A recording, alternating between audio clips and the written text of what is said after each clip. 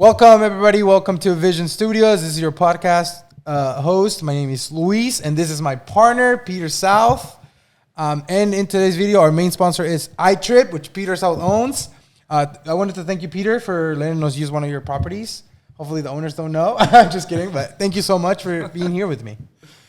Thank you, Luis. Yes, we are here at one of my properties. Yeah, this is a beautiful property, and the owners, I'm sure, are happy for the free publicity. So if you want to book our properties, we love having guests. But today our guest is, he's a close friend of mine, Caleb Curtisi. I've known him for several years, and he is a local artist here in the Phoenix metro area. And his art is really cool, and I never would have thought of this as like a business, but you know, this is the cool thing about we got to learn about businesses we never thought existed. And his art is in custom furniture, tables, vases, charcuterie boards. I'm sure there's more in there, but Caleb has a really interesting story. But man, having an artist, like, I wish I could be an artist. That'd be so cool. We're an artist, I think, in our business. So welcome to the podcast, Caleb. Your company is called Curtisi Co., and you are just an amazing artist. So welcome to our podcast. Thank you very much. Glad to be here. So being an artist, that is such a unique career because, you know, you think like, can anybody make money in art? Like, because I like go to a gallery and I think like, I can't afford that. Who are these people that can afford that? Or, you know, I have sort of, who thinks like, oh, this is great. So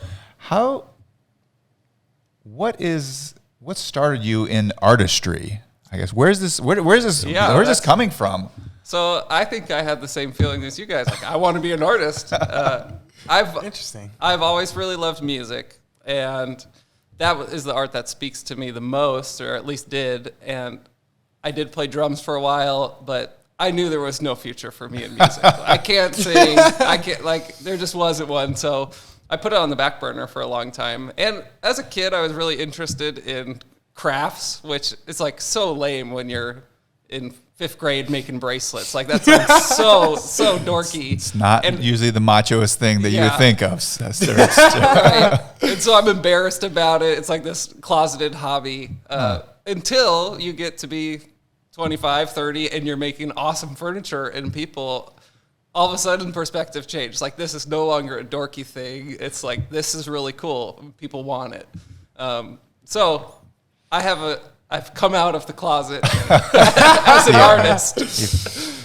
Wait, were your parents expecting you to be something else besides an artist, or they already knew that you were going to be doing that? No, my parents were great parents. They wanted to encourage me to reach my potential, whatever it was. Well, that's awesome. So they didn't have a plan for me, but they wanted me to use my gifts. And and so I think they helped me. In 9th grade, I did take a woodshop class, and I really enjoyed it. I liked it a lot. But then I found out like carpenters make like $40K a year, and I was like, I'm not very interested in that. And then we moved in 10th grade, moved to Arizona, and I didn't ever take wood shop again. And so I kind of just forgot about it. Like, I didn't think about it. And then recently, well, in 2020, we bought a house. We sold the house and bought a new house, and we could not find a dining table that we liked. And so I was like, I took wood shop in 9th grade. I could make one. And so I ended up making one, and it was all farmhousey. It was like framing lumber. It was not nice. I did not like how it turned out at all. But I really liked the process of making it. And then we needed a credenza for our living room, like under the TV. And I thought, okay, this time I'm going to go buy real hardwood. I'm going to I just devoured YouTube tutorials, like watched hours and hours. YouTube University, that they call it nowadays. That's right. Yeah, and there's so much on there. And then another mutual friend, John Holman, he let me use more of his tools. And so you didn't have no tools. You would just borrow something else. I was just like using other people's stuff, and John helped me a little bit too. Helped me sounds a lot a bit Sounds too. like us using your property right now. Getting off the ground. And then this credenza I made, I ended up really liking it. Like, I was proud of it when I finished. Like, I could still look at it and see the mistakes I made and all that, but there was something about it that was so satisfying, and like it made my life better. Like I saw it, I looked at the table, I was like, meh, but I looked at the credenza, I was like, that is sweet. I could make more of those. I'd be proud of that. And then we had the same thing with bedroom furniture. We went and looked and couldn't find anything. It was like, nope, I'm just going to make it. And so that's how it started. I just started posting to my personal Instagram, like, hey, check out my new hobby. I'm making furniture. And people started reaching out and asking for orders. And then it's like, oh, I don't know what to do with that. And I mean, I took it just one step at a time from there. Wow, that's amazing. It's like, business is about fulfilling a need, and you've just started with like, I'm going to fulfill my own need. That's right. That is right. And then, Luis talks a lot about social media. You unknowingly were just for fun putting stuff on social media. Right. And then other people thought, can you do that for me? Isn't that cool, Luis? Yeah, that's super cool. That's something I want to do for my own business.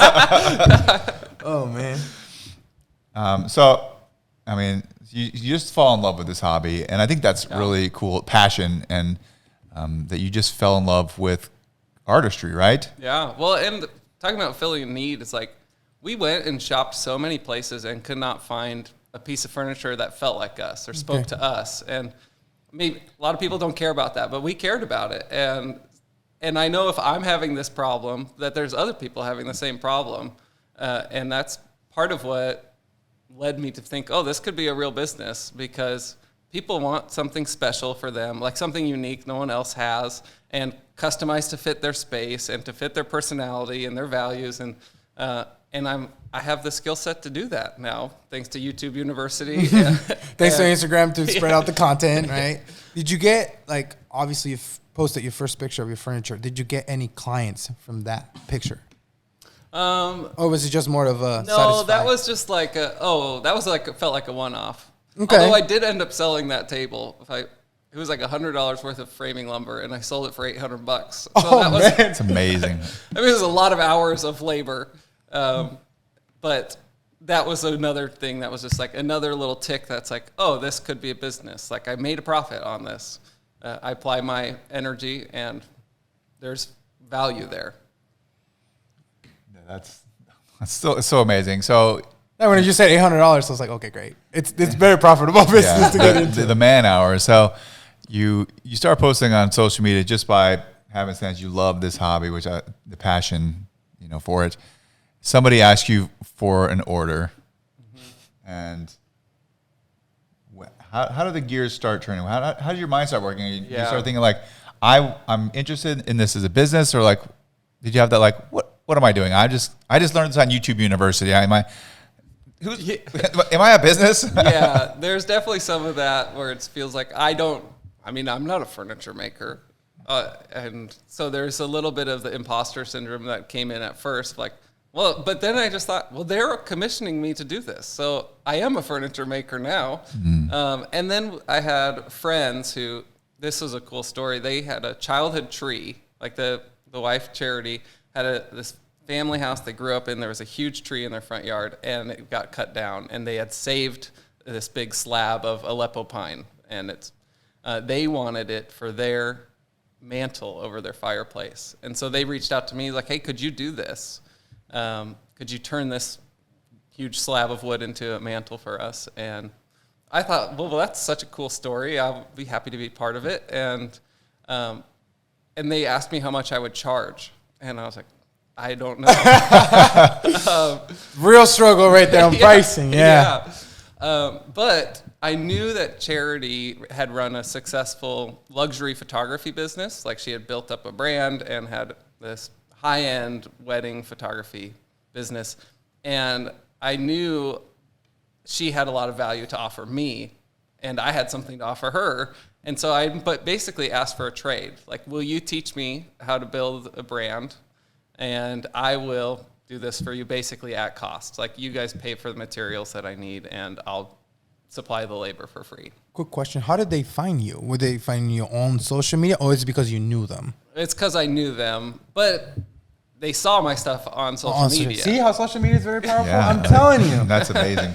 I love, that's something we haven't talked about yet, Luis, is the bartering. when you're starting a small business, and you sort of unknowingly starting a small business, but you're like, wait a second, if I'm going to start something, I need something, but and you don't have money necessarily, so that's. He also did the bargaining with the person without even knowing him as well. Like, hey, teach me how to build the brand, and I'll do the table for you, right? That's a really neat lesson for small business owners. Is like, hey, you give away something, but you're actually getting something even equally as or more valuable. Right. Well, unless you're in a unique situation, your brand when you start off is essentially worthless, and so you don't have a ton to offer.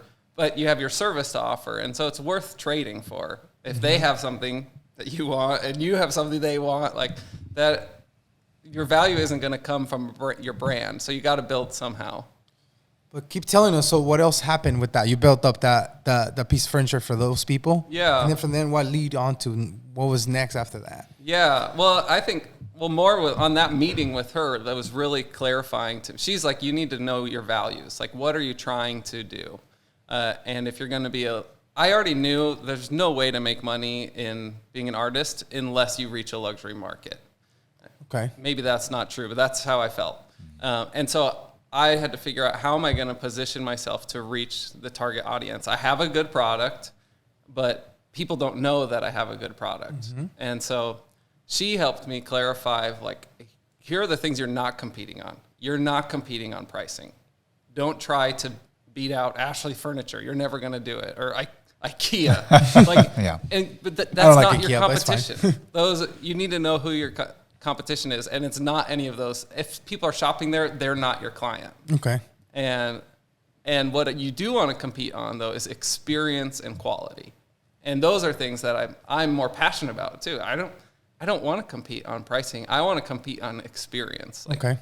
And so that was one of the things that helps me make decisions even in the business. Like, I know I'm going to do custom pieces, and so it helps me decide what tools I'm going to buy, because, like, I don't know if you guys know what a CNC is, but it's a computer operated engraver essentially. And so I could engrave your business logo onto. I've seen it. I think you hold it onto the wood. Is that the one? Is that the little ones? There is one like that. This is like 3 feet by 3 feet. Like, I could put your logo onto the middle of your conference table. Oh, okay. I do engraving, so I do have a little bit of engraving. Yeah, that's right. Okay. But I knew I wanted to do custom pieces. So I was like, do I spend a lot of money on a CNC or not? Yes, because I know my client, my ideal client is someone who wants something very specific to them, I'm not just cranking out 50 generic conference tables. I like how you pick up a mentor in a way, right? She was mentoring you, and that's highly important for any business that you're in. Do you think that mentoring or picking up the right mentor will set you in the right scenario, especially the business that you're in? Because I think that was a major change for you, right? Yeah, and she helped me. Like, what is the quantity of projects you want to do? You're not trying to do huge numbers of transactions. You're doing like 12 to 15 high quality projects a year. And so that also helps me say no to so many. I get all kinds of requests to do like shelves or to do cabinets. And I'm like, I don't want to do that. I want to do specialty pieces. But you put yourself in that position. Well, obviously it takes time for you to build up that reputation. Because some people, I like this guy. I want him to make me a piece of furniture. But obviously you're in a position right now where you can turn business down. At first, were you taking any work? Or was it just... how would you find in this job, right? Yeah, I do think there was a short period of time where I had like the foot in the door mentality. Okay. Like, I will do whatever people ask me to do. And I was so passionate about it at the time that it was like, I don't care how boring the job is, how boring or plain the job is, I'm still learning. And so they're paying me to learn. And now I'm at the point where it's like, well, I don't need to learn how to make shelves. So I'm going to say no to that. Are they paying us to learn too? Yes. Yes. That's super cool. But there was definitely the snowball effect too. It's like the more you do it, the more the word of mouth gets out. And so like I said yes to, I wanted to work with this interior designer, and she had this project that was not super exciting to me, but I know that if I serve her well, and make her the hero for the client, then she'll come back to me. And so I did this less than stellar, this less than exciting project to me, but she was so happy with how I did it that it's led to more business.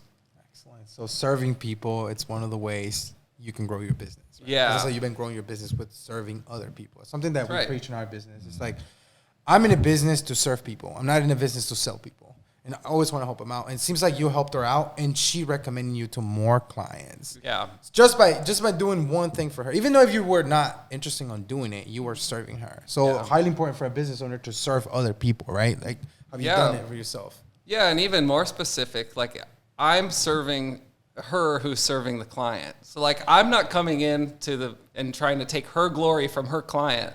Like I'm trying to make her the hero instead of the client, the end party coming to me later.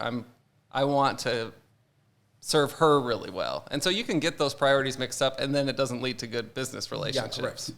Because you're basically cutting her off in a way. You're Yeah, hey, you're I'm like not doing cutting business her with you. out of the process. Oh, very interesting.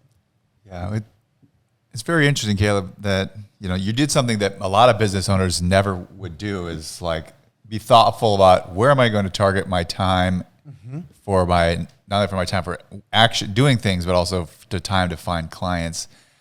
Is there anything that set you up in your past, in your previous careers, that you really are light years ahead of many small business owners when you're starting so thoughtfully? So did you have some sort of grounding that you knew, like, I have to do this, or it was just sort of like well-timed?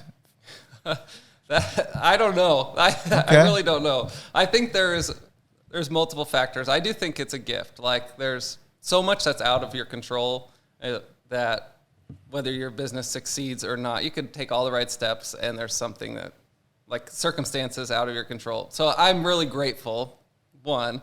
And then two, I do think I've had a good background in like learning resiliency too, because there's so many people I've reached out to who just never respond. And that could be defeating. Like for a small business, that could be like, oh, well, they don't think my furniture is worth it, or that I'm worth their time, and so I'm not going to reach out to another person. But one thing I did in college was door-to-door sales, and I had What were you selling? educational materials. Wow, that sounds Like, educational. Educational material on what? On Learning to read, like newborns, basically, all the way up to college prep, ACT, SAT prep software. And, okay. And so I did that in rural Wisconsin, Eau Claire, Wisconsin, for a summer, and I ran my own business. And, That's cool. It was the hardest thing I'd ever done in my life, really. Okay. People shutting down the door, and I was like, hey. Yeah, I can't imagine, but door-to-door sales, selling educational materials, Yeah, it's not easy. And it's like, we worked hard. It was 6 days a week, 14 hours a day, knocking on doors. And how many doors got slammed in my face, I have no idea. There's so many. But you just have to keep going. Otherwise you're done for. Like, and so you keep knocking, you keep knocking, you keep knocking. And I think I'm doing the same thing. I started off doing the same thing with my business. Okay. Like, you just keep knocking. You ask for doors to be opened up. You ask for people to help you. You ask. You think that prepare you for your business right now? Actually. Oh, absolutely. And the confidence, like, of that doesn't matter if 10 people say no to you, one person will say yes. I don't need, like I said in the beginning, I don't need 150 projects a month. I need 1 or 2 projects a month. Okay, great. And so I can get 20 no's and 1 yes in a month, and that's great. Like, that's all I need. yeah, that's an important thing to think of as a business owner. Like, if someone says no, okay, we'll move on to the next door. Move on to the next door is really good, Or sometimes in business you have to knock 2 or 3 times, but That's true.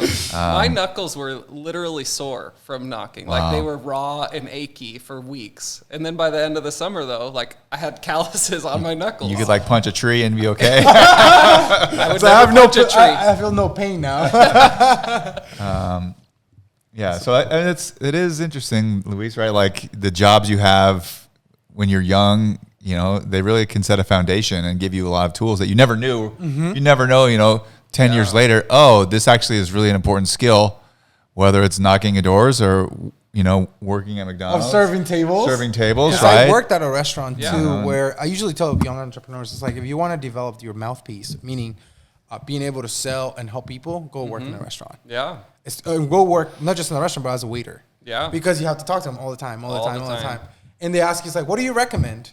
And if you're not honest, you can just say, oh, the most expensive product. But it has to come up within. So it gives you a lot of preparations, a lot of skills you develop by serving. Yeah. Right? So one of the things that I see for you is like you love serving people. Is that your goal with your business? Yeah, absolutely. My goal is to put beauty in your path. And because I think in life that's true, like that's why I look so good for you guys. But also because I think that is just, I think your soul is shaped by things you give your attention to. And so if I can purposely put beauty in my path, I will be shaped by that beauty. I'll become more like it. And my goal is to help other people do the same thing. Like I said, that credenza enriched my life. Like, if this happens for me, I can do this for other people too. So absolutely, serve the work and serve the people, and the business will follow.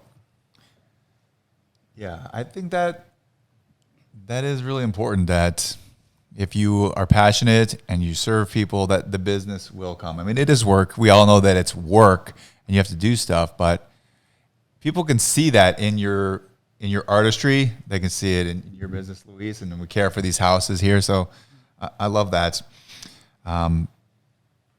You're still a hobbyist at some point. I'll get back to like, this is the important thing of being an entrepreneur is like you start with an idea, and then is it a hobby? Is it a business?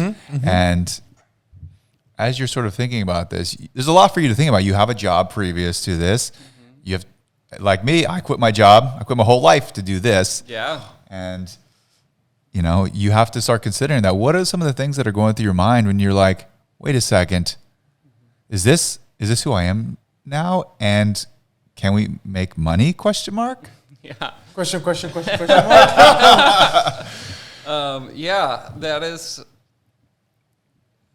that's a great question. And I don't know when there was like a switch that flipped. I don't know people listening if they believe in God or not, but I believe in God, and I prayed constantly. Like, I had a really hard time deciding what I was going to do, if I was going to go full time or not with this art. And it was like weeks of torment, personally, is what it felt like. I was really totally uncertain what to do. And at some point, I felt this sense of freedom from God. It's like, go, do what you want to do. And I'm like, well, what do I want to do? And the more I thought about it, it's like, yeah, I have more orders than I can keep up with. And all my free time goes to this thing. Like, I essentially stopped hanging out with people. I stopped doing my other hobbies. I work and then I would work. I work and then I would work. And I thought, yeah, I want to pursue this full time. Like, it was always on my mind, and there was opportunity. Like, I couldn't keep up. I had orders backed out for months, and I was networking with interior designers and other people, and they were affirming my skills over and over. And they were saying, yes, people want things like this. Was there any fear of you leaving your job to start this business? Yeah, totally. There was the fear of like, oh, I don't just get paid on Friday, like it just doesn't happen unless I'm working, unless I'm selling, unless I'm closing deals. Yeah, there's definitely there's a lot of fear in it, because to me, leaving my job, and even I would say this, but even your health takes a hit, right? Because you have all this stress. Like, to me, it takes a hit where I'm not making sales. I'm like, why am I not making sales? Yeah. So that fear stops most people from starting their own business. That feel of security, right? Yeah. So you transitioning from that fear and now actually doing it. You say you were packed up with orders. Yeah. How did it, when you quit your job, and then after you started getting results, did it feel great? How did you feel about that? Yeah, I did, actually. I felt really good. And things lined up. Like, I had been planting seeds for months with different people, with different potential projects. So you just didn't quit your job right away. It's like, okay, I'm doing this and I'm jumping in. Right. And I was doing it like as a hobby level, like side hustle level. And I didn't know when business would close or not. It's like, and I have this newsletter I send out regularly, and it just feels like you're planting business seeds. You don't know when they're going to sprout. But I resigned from my other job, and then within 40 days had like far more sales than I ever expected to have. Like closed so much more business than I thought I would.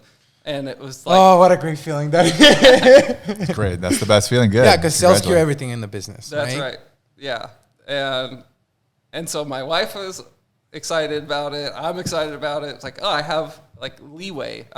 Most businesses don't make money in their first year, you know. And the first 5 years, Peter, how long is it?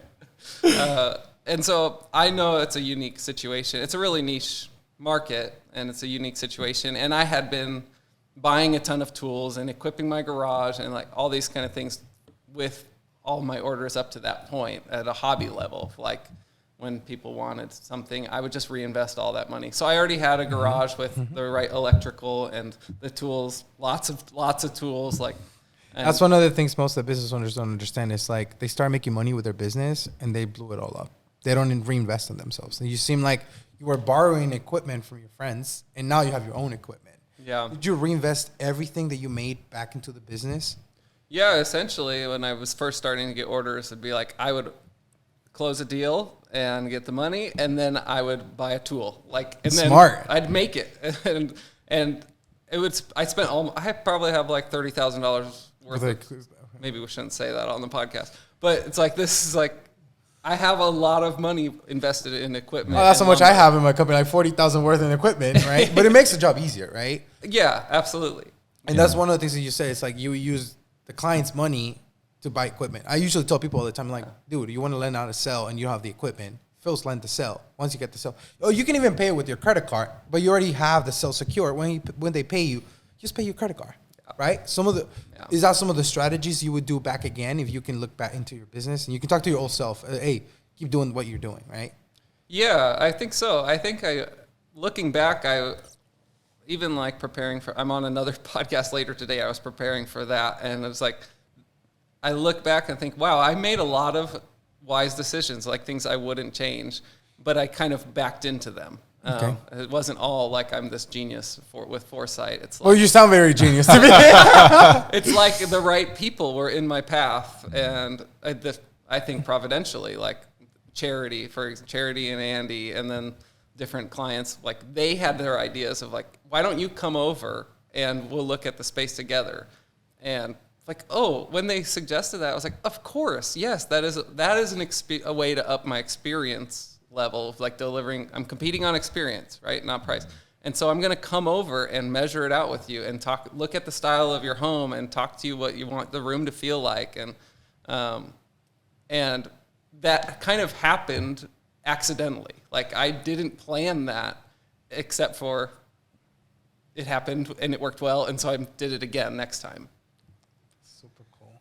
Yeah, that, boy, doesn't every small business owner want that? Sorry. Well, I was just having a hobby, and then it was amazing. But what is important, right, Luis, is like Caleb put himself in a community of people that were actively in his life, and you surround yourself with relationships. We hear this all the time on the podcast, relationships, and you put yourself in the position to have relationships with people that could then potentially give you more business, give you help. So that's really important, I think, is to be in relationship and community with people in business. Yeah, you're not just trying to sell; you try to build up meaningful relationships, right? With any client that you have, because then later on they'll bring you more business. Yeah. So you like you said, like building meaningful relationships. How are you finding these people? They were just recommending you, one after the other, or how did you find these meaningful people that you can work along with? Well, it started with people who were already legitimately friends. Okay. Like Andy and Charity were already friends. Like, and so I get to do this, and they could see my earnestness. I think like I was really privileged to be part of their childhood tree into their mantle story. Like I was legitimately excited about that. And then, and so I think it's just people who are, authenticity is one of my core values. And so Yeah, because you're very authentic. I never heard of your business. I've never heard of that type of business that you're in before. So I would say, I usually tell people, like, you got to build up a brand. Seems like you have been building up a good brand for yourself. Do you think that's important that you start building up a brand since the beginning? Yeah, I think so. And it's positioning, right? Like branding is positioning, but what I want to communicate are my core values always. Like, Okay. And so I was building a brand initially was kind of concerning to me because I know I'm trying to reach a luxury market, but you're not going to find me in Gucci. But that's what my client will wear. And so it's like, how do I be authentic and create a brand that resonates with my ideal client? Because I'm not going to buy a $3,000 sculpture or a $15,000 dining table, but that's the person I want to reach. How did you find out who's your ideal client? I know you're talking about that a lot. How did you find that out? How did you find out who was your ideal client? Because most of the business owners struggle with that, right? When I joined my business, I was like, everybody's my client, right? But you were so smart about finding your ideal client. Yeah. How did you find that out? Yeah, well, I think a big part of it was that meeting with Charity, and she was saying, like, you're not going to be able to serve everyone. You're not going to be able to compete with everyone. So who do you want to compete with?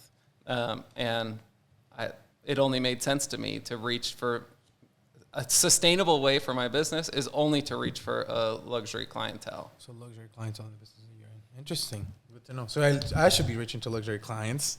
Well, not reaching to Peter. It is interesting that generally speaking, luxury doesn't have a market dip. Real luxury doesn't go away. And actually, I mean, right now is one of the best times in luxury, but even in bad times, luxury still exists. Yeah. At the highest levels. Yeah. And it's really fortunate timing too. Like, again, this is something I backed into, but lots of people are moving from California to Phoenix with lots of money, and they're looking to furnish their house. They're looking for high-end art. They're looking for, like, that is true. And so I'm looking for high-end art like that, but when I have more money, okay? For your business, what challenge? So you have quite a bit of business. Yeah. Have you considered? Do you need help? And have you any of those? Every small business owner has those thoughts. Like, do I need a helper? Have you gone through those growing pains yet? So I've only started full time doing this in June or July, but just this past summer, and so I'm only a few months in, really. And I decided, instead of making any rash decisions, I don't know what my future is. I have decided I'm going to work it alone for at least 6 months, maybe a year, and evaluate. Do I want to try to scale this? Or do I want to keep it a one-man show? And I do have helpers. Like, I'll hire friends to help me move a table. I'll hire students from church to help me sand stuff. And Smart. And so it's for relationship building, and it's more fun that way. I don't like to work alone all the time. But it's an ongoing process of evaluation for me for what's next. Because once you start building up a team, you got to manage people now. Right. And I don't know if you'll have the time for that because you got to maintain the quality of your products as well, right? That's right. And so it's a decision, and I don't know yet if I want to do that. Okay. It's also, I think there's more to it than just maximizing my profit. There's a question of contentment in my life. Like, how much is enough? Like, you have to answer that for yourself, and there's not a right answer for that. But I know I could scale the business, and I think I would do well. But how much is enough? And I think I would, right now, at this point, I'm content with being a one-man show, and I don't need to have 50 projects a month. I'm okay with my 1 to 2 and pouring my heart and soul into them, and serving the work and serving the client. And there's a level of contentment. Like, I don't want to be running on a treadmill to, like, once I get to this next phase, then I'll be content. Once I get there, then I will be happy. Because I just know that doesn't work. That's not how life works. You think when you get into high school, you're going to love life. And then you think when you get into college, you're going to love life. Or once you can have a job. And it's like, contentment doesn't come from reaching some destination. Excellent. That's good to know. It's like we're getting a master class in like philosophy right now. We're learning I think I should be paying you right now for this mentorship. We're learning about business and sort of like life, how to be just life satisfaction. How to be a better person. Yeah, right? I mean, I think normally we talk about what's the vision, what's the future vision for the business, but I think you just answered that. It's like unknown as long as I keep measuring my contentedness, and that's really important, right, Luis? Like, if you're not content, you should stop and pause and evaluate what is the thing that will give me contentment, and what steps can I make? Yeah. Obviously, but there's some of the things too. It's like people, I'll keep it content, but you got to do things you don't like in order for you to be content, right? As well. Absolutely. Like giving up your time. Yeah. Does your wife complain a lot sometimes because you give up a lot of your time? No, she is really gracious, and she's been super encouraging with the business. She was one of the people saying go full time, and she gave up her parking spot in the garage. So we have a 3-car garage, but now it's just a 3-car workshop. Wow. 3-car workshop. So you got to park on the side of the street so now my wife Sammy is wonderful. She parks on the driveway, and it is Arizona in the summer, and she has a great attitude. So she sacrifices. Very supportive. She's very supportive. And maybe you make some beams that make a custom shades sale for your front yard or something. Yeah. Let's get a canopy outside just in case. I will say now that I have the business full time, I don't make much for ourselves anymore. Like for our house, it's gone way. There's no production. Honestly, I want to go check out your house. You're talking about the furniture. I'm like, oh, what does it look like? Well, you're welcome to come by. Yeah, because I've always admired art, and that's one of my goals when I later on make more money, which hopefully we can. It's by custom art. And thank God we met you, honestly, because other than that, I wouldn't know. Like, I always see art. I watched this show on Netflix called 50 Most Beautiful Homes. I don't know if you've seen it. And I like how they tour the houses. Mm-hmm. And it's just built by architects, and the art is just so precious. Right. And people do not consider how much people are putting so much work and love into some of the products. Yeah. And I can see that in your business. Mm-hmm. And I love that about just you talking to us about it. It's like the love that you put in your product will pay off in some time, right? Yeah. And that's some of the things that you've been implementing in your business from what we heard. And I think that's some of the things I should be implementing in my business, putting more love into it. Not just about the money, because money will come along, but it's about the work that you put in your product. Yeah. Right, Peter? Isn't that what we got to do? No, that 1,000%. You have to put some love into it, and Yeah. I think it shows through, when you have passion.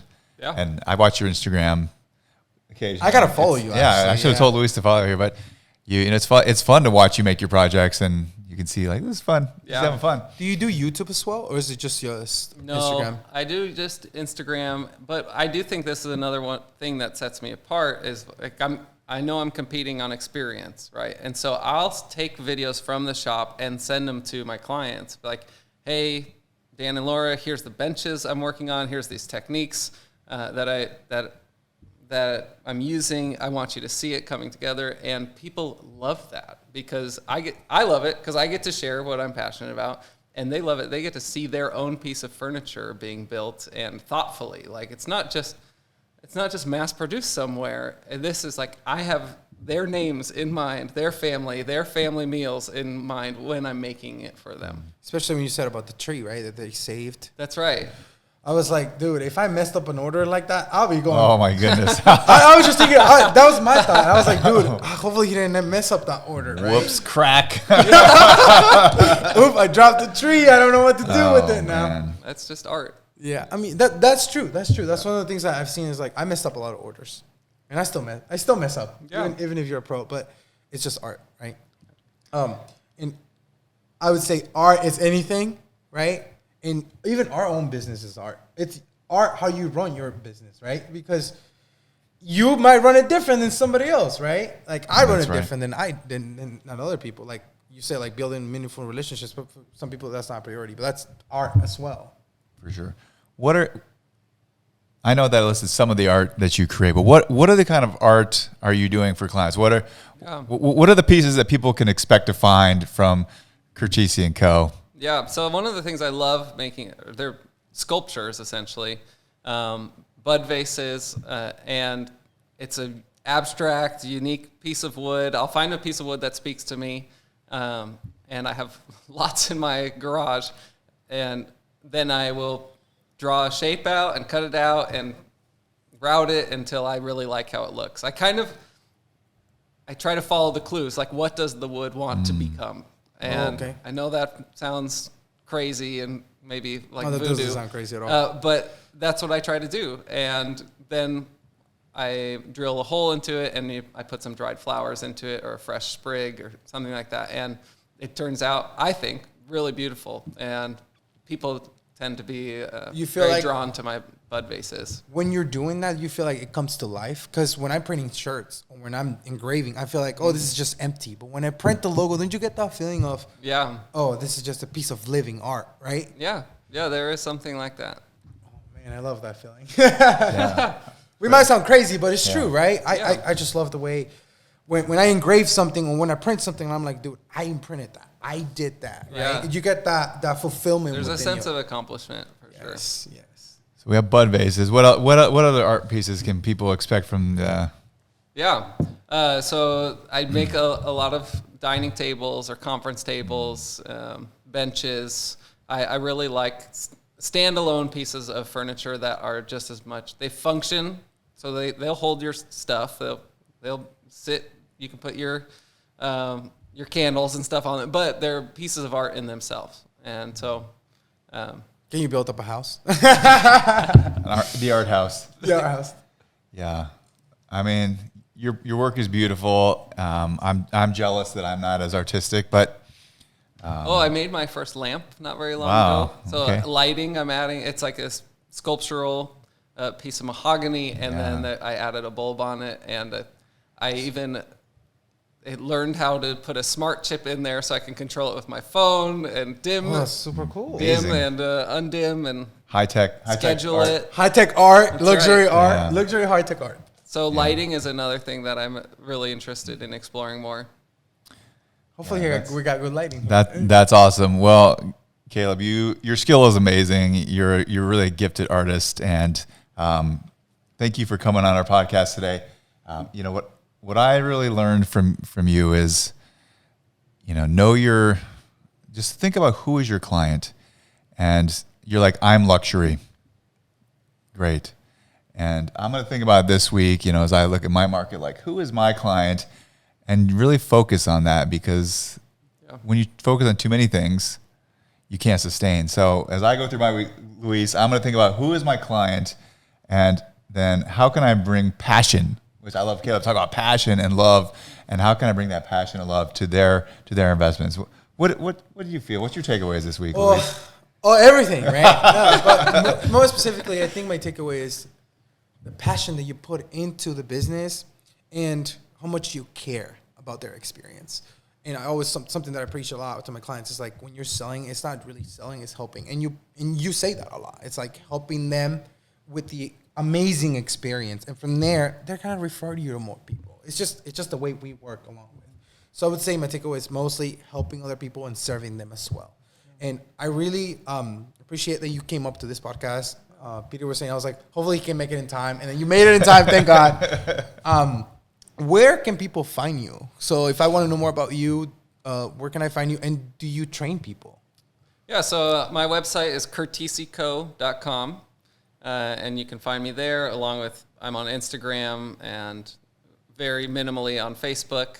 And I don't train people, but I regularly show how I make things on Instagram. So like, I don't have a course or anything, but if you follow along, you'll see how I craft my vases, how I craft furniture, where to use tenons and dominoes and all those kind of things. So I'd love to share my craft. Yeah, and sign up for your monthly newsletter, right? Yeah, so I have a monthly newsletter. Goes out the last Thursday of every month, and there's an exclusive bud vase I sell on there. The first person to respond gets to buy it, and so sometimes it's like 1 minute, and so be ready for it. 9 a.m. last Thursday of every month. I gotta wake up early then.